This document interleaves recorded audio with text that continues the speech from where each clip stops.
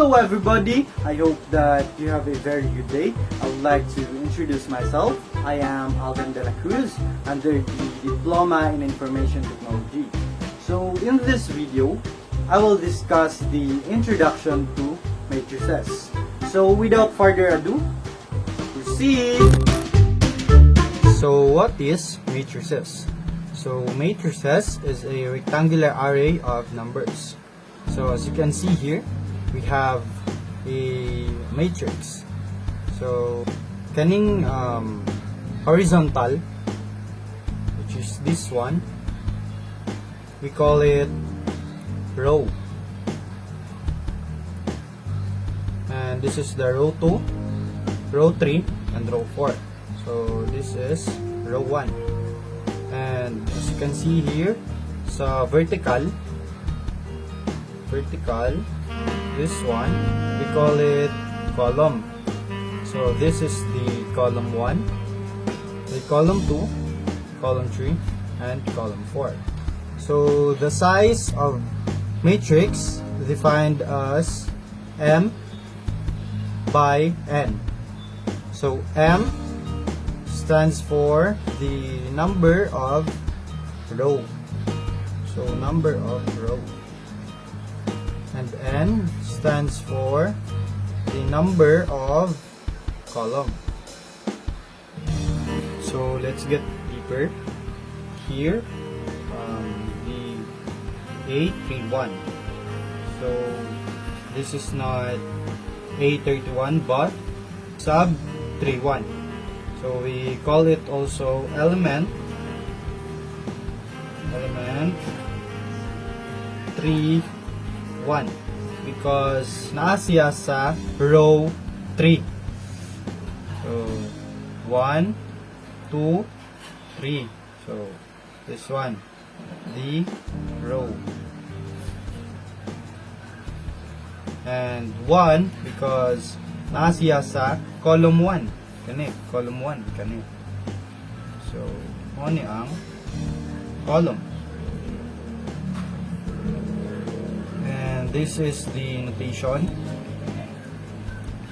The sub, so element M, N. M for row, N for column. So I have here the example. So have elements 1, negative 2, 5, 7, so on and so forth. So I am being asked with the size of B.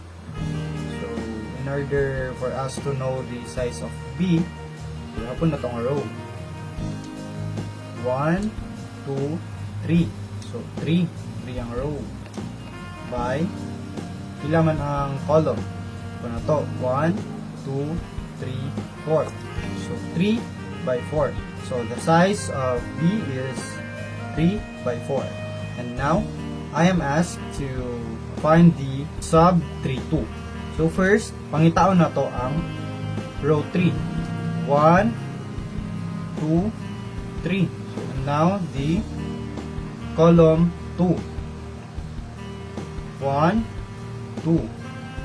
So kani ang 3, row 3,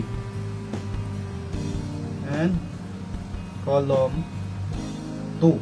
So, ang pangita na to is element 2. This is the row,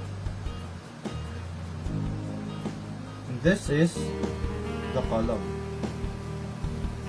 So we have here the types of matrices. First, the column matrix.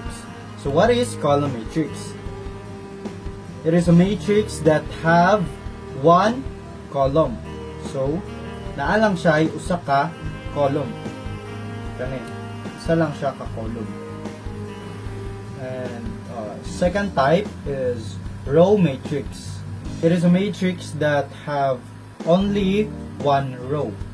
So sa column matrix na usa ka column, sa row matrix na puy usa ka row. So, kani siya. So, sa ikatulong nga type, it is called square matrix. So, sa square matrix, have an equal size. So, when we say equal size, pareha sila og row og column. So, dire, yapon na to ang column sa first example. So, 1, 2. So, kani, 1, 2 mo na ang column. Sa row naman niya, mo ni 1, 2. Equal size siya. So, ang size aning first example is 2 by 2. So, sa second example, we have a 1, 2, 3. So, 3, 1, 2, 3. So, 3 by 3. So, as you observe sa ito ang duha ka example, it has equal sizes. So, first example is 2 by 2. Second example is 3 by 3. So, sa ikaupat nga type of matrix is the diagonal matrix. So, what is diagonal matrix? It is the only have value is the diagonal. So, ang naaray value is the diagonal. So, as you can see here sa example, ang naaray value kay ang diagonal, which is kani A, B, C, D. And the yung kilid is wala, 0. Walay value. Kaning sa ikaduha, this is the special kind of diagonal. We call it identity matrix. So, as I said, it is the special kind of diagonal that the value of diagonal is equal to 1. So, ang value naman sa diagonal dere is equal to 1. So, it means 1 ang value sa diagonal tanan. So, as you can see here sa example, value lang sa diagonal is equal to 1. Kani. And the other side is 0. So, walay value. So, that would be all. I hope that at least you learned something. So, thank you for watching and God bless.